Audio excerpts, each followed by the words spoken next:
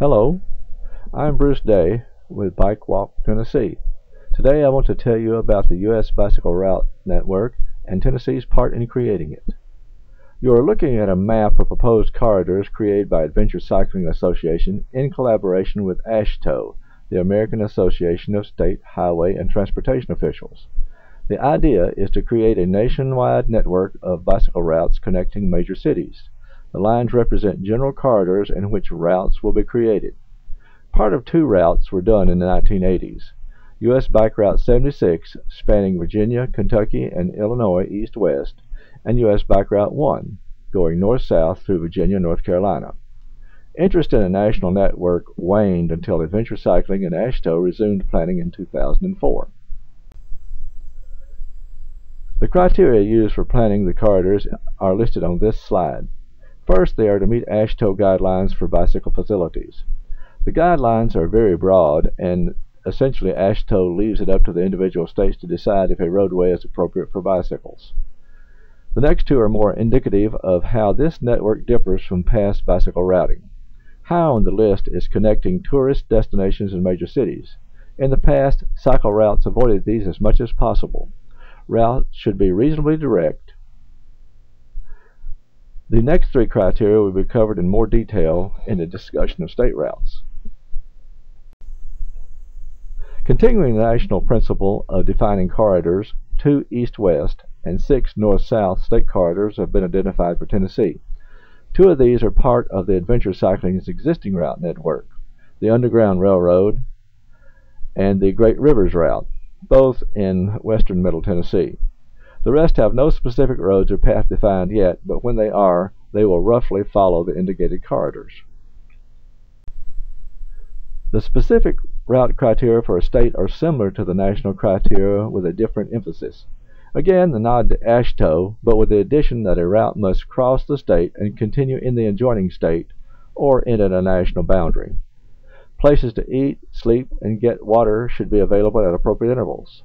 City centers should be a priority, but bypass routes should be available to those wishing to avoid the city.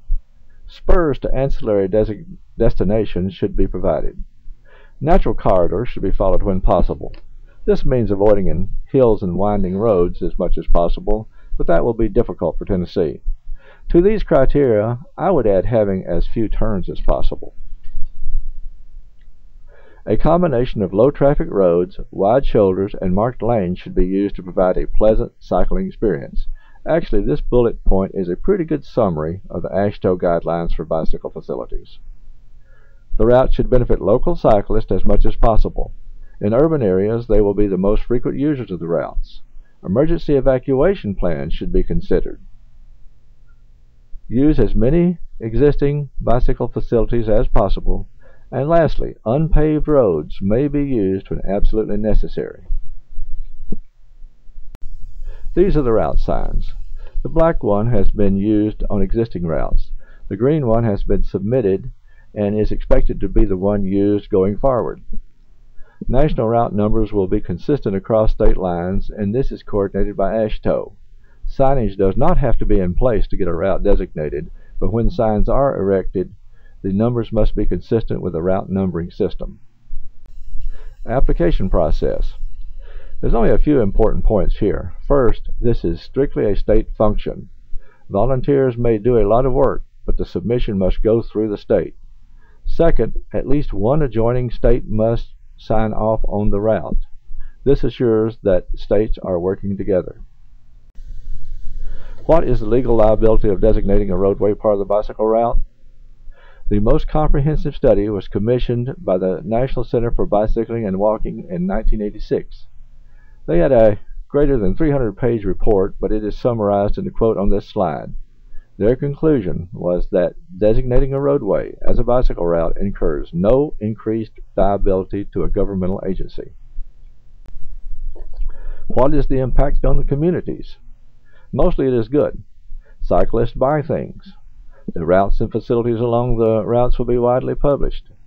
Having the routes will encourage local residents to cycle more and be more likely to purchase locally. The bad. Admittedly, there will be a few traffic conflicts when automobiles and cyclists, especially in the beginning. This will decrease as cars and cyclists learn to accommodate each other. Cyclists don't like to impede cars any more than cars enjoy in being impeded. Businesses sometimes feel cyclists use their facilities with no benefit to the business.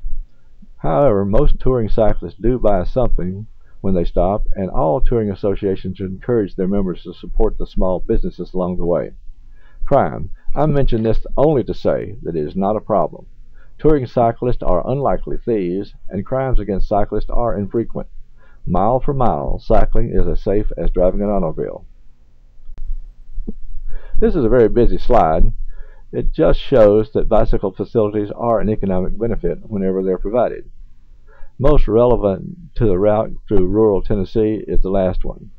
Each cyclist who rode for at least 2 days on their canal towpath bikeway spent an average of $98 per person per day.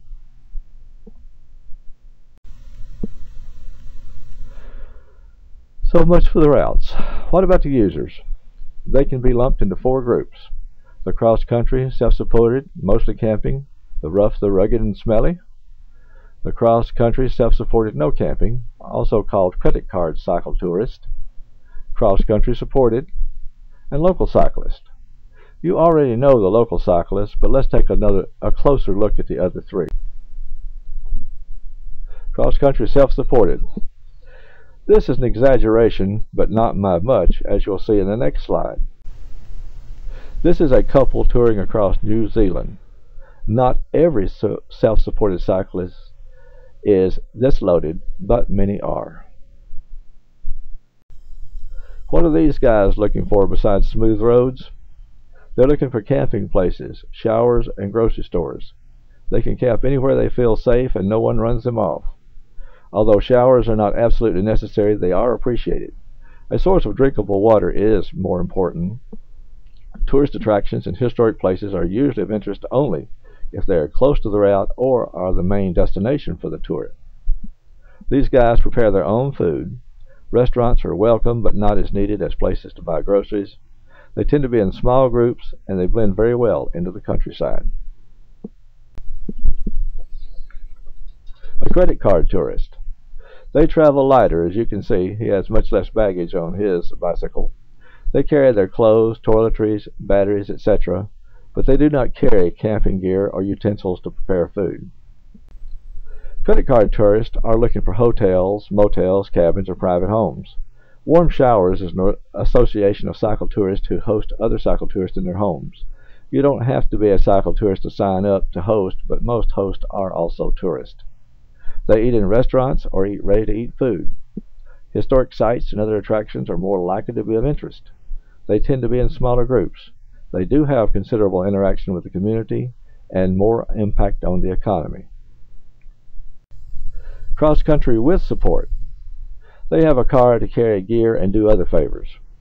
They may be able to cross barriers such as narrow bridges and heavily trafficked roads by hitching a ride on the automobile. They can camp for motel further off route. When camping, they can have more equipment. They tend to be larger groups than the self-supported tourist. These groups frequently have specific themes. Their interest in historic attractions depends upon the theme. Speaking of large group, this is the largest. It's the Register's annual Great Bicycle Ride across Iowa, otherwise known as RAGBRA. It is the oldest and largest of the cross-state rides. It routinely has 10,000 riders crossing Iowa, engulfing towns along the way. Tennessee has a cross-state ride, the BRAT, Bicycle Ride Across Tennessee, and it generally has about 200 to 300 riders. It still swamps the little towns along its route. More typical of a supported group is composed of 6 to 20 riders with 1 or 2 support vehicles. This is a group of supported cycle tourist campsite shortly after arrival at the site. Note the absence of people. They are all inside in tents in what we call recovery mode. So that's it. The network and the typical user. If you are for it, how can you help? If you are a cyclist, find out about the proposed routes in your area. Ride the proposed roads and paths. Look for hazards. Note the services and report findings to the route developers. Contact information is at the Adventure Cycling website. click on the link to the US Bike Route Network, then click the interactive map. Click on the state of Tennessee and up-to-date contact information will pop up. If you are in a position to make it happen, open city parks, community centers, lawns, barns, or any other similar facilities to touring cyclists. Sign up for warm showers. Talk to local businesses, learn their attitude towards cyclists, and address any concerns. Contact your local and state officials and ask them to support the route network. Setting it up will cost money, and it will initially come from the state. Volunteer to spread the word to other communities. And now, a word from our sponsors. Bike Walk Tennessee is a statewide organization that advocates for bicycle and pedestrian activities. The website has a wealth of information about cycling and walking activities. If you agree that what we do is important, join us. We need you. Adventure Cycling's website has links to much more about the U.S. bicycle route. Most of the information in this presentation came from their website. For all things cycle touring, go to the Crazy Guy on a Bike website. There you will find hundreds of accounts of bicycle tours, articles with advice on touring, and forums on all aspects of cycle touring. And of course, none of this would be possible without the encouragement and support of Jessica Wilson and the rest of the crew at the Bicycle Pedestrian Coordinator position at the Tennessee Department of Transportation. We thank her very, very much. So where to now? Contact us at bikewalktennessee@gmail.com for questions, concerns, or suggestions. And I thank you very much for sharing your time to learn about the U.S. bicycle route system. I hope you will support it.